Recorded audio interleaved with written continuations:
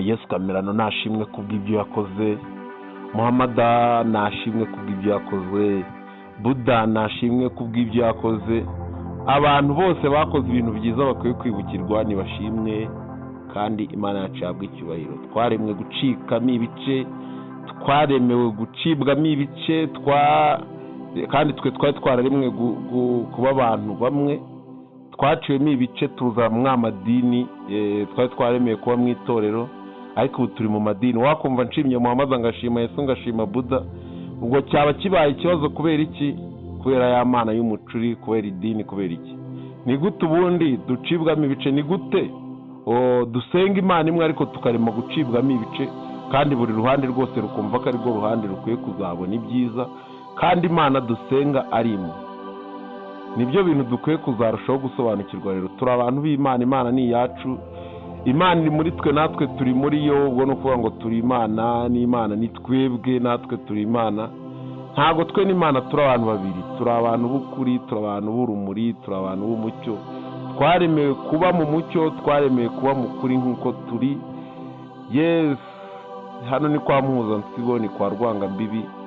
Mureke twange imipaka, mureke dusenye imipaka, mureke twange imana y'ikinyoma, mureke twange imana y'isi, imana y'abasenga isi, kuko iyo ngiyo ikwiye gucibwa ikarandurwa muri twe, imizi yayo ikarandurwa, tukaba abantu b'Imana, n'Imana ikaba ari yacu.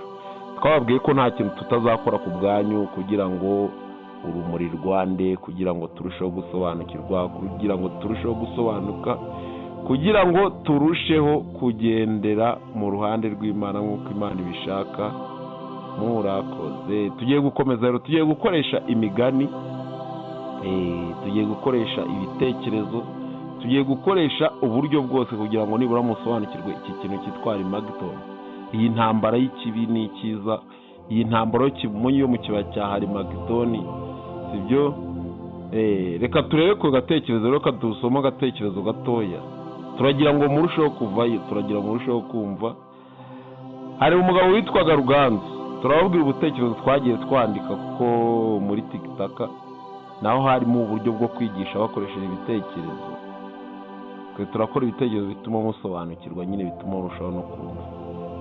Reka dukurikira aka gatekerezo. Hari umugabo witwaga Ruganzu wari utuye mu misozi miremire, yari yararazwe n'ababyeyi be. Inyigisho z'amadini n'imigenzo bamubwira ko hari Imana yo hejuru yicaye ku ntebe, kandi ko hari Satani uca mu mwijima. Buri gihe yatinye gukora amakosa, yibwira ko ibyo akora byose bizamushyira mu muriro cyangwa mu ijuru. Ariko mu mutima we hari ijwi ryitaga cyane, Ruganzu, ntugire ubwoba, Imana iri muri wowe. Ibyo uko yagiye akura, Ruganzu yahuye n'inyamaswa ya gikungu. Iyo nyamaswa si inyamaswa y'inyama n'amaraso, ahubwo yari ububasha bw'abantu bashaka kugenga Imana, cyangwa se yahuye n'indi nyamaswa ya gikoroni y'abantu bashakaga kugenga isi. Abategetsi, abacuruzi n'abapfumu b'amadini bamubwiye bati, gupfa no gukira biri mu maboko yacu, ntacyo uri cyo keretse wemeye amategeko yacu. Ubu twumviye tuzamuha ikimenyetso cy'intsinzi. Ibyo byose Ruganzu yabibona nk'inyamaswa ifite amahembe menshi, isakuza nk'inkuba, ariko ijwi ry'imbere ryamubwiye riti, iyo wemeye ko turi bo bagenga, iyo wemeye ko turi bo bagenga, uba uhembye inyamaswa. Iyo wibutse ko Imana iri mu nda yawe cyangwa mu mutima wawe, inyamaswa iba yatsinzwe. Murabyumva? Nuko Ruganzu yagiye mu mwanya wo kwitekerezaho, abakongwe bita kwicara mu nda cyangwa kwicara mu mutima. Yahagaze hagati y'imyumvire ibiri. Ku ruhande rumwe ubwoba bw'inyamaswa, yibwira ko azahanwa. Ku rundi ruhande ijwi ry'imbere rimubwira ko ari uw'Imana. Aho niho habereye Armageddon ye bwite. Yaravuze ati, nta mana yo hanze izaba imbere. Nta satani ushobora kunshinga, nta muriro, nta gihano. Ni njye n'urumuri ruri muri njye, niyo Mana y'ukuri. Ako kanya inyamaswa y'imbere yarapfuye, cyangwa se yarapfuye. Amahembe yayo yagiye nk'inkuba itagira amazi, yagiye nka nyomberi, yagiye nk'amahembe y'imbwa. Ubwoba bwarashize. Ibyo Ruganzu yamenye ko hari Magidoni atari intambara y'amasasu, ahubwo ari urugamba rwo kwibuka urinde. Yamenye ko Imana atari yo hanze, ko umuntu ari uw'Imana.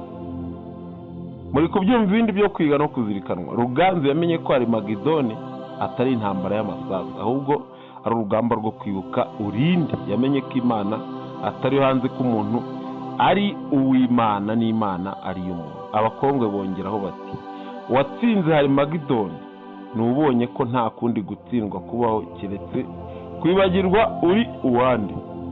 Kwibagirwa uwande niko gutsindwa. Sibyo? Kuko ubu uba wibagiwe aho uva, nta nubwo uba wamenya niho ujya.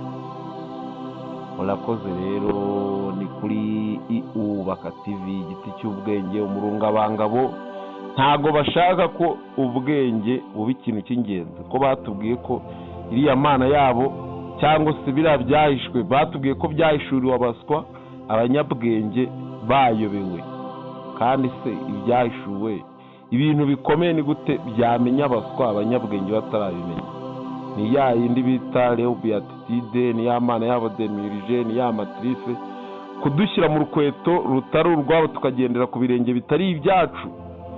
Murakoze cyane. Mukomeze mureke urumuri rwaguke, kandi mube umuyoboro wo kugira ngo urumuri rugere hose, rukwire hose, tube ab'Imana ya byose na bose na twese.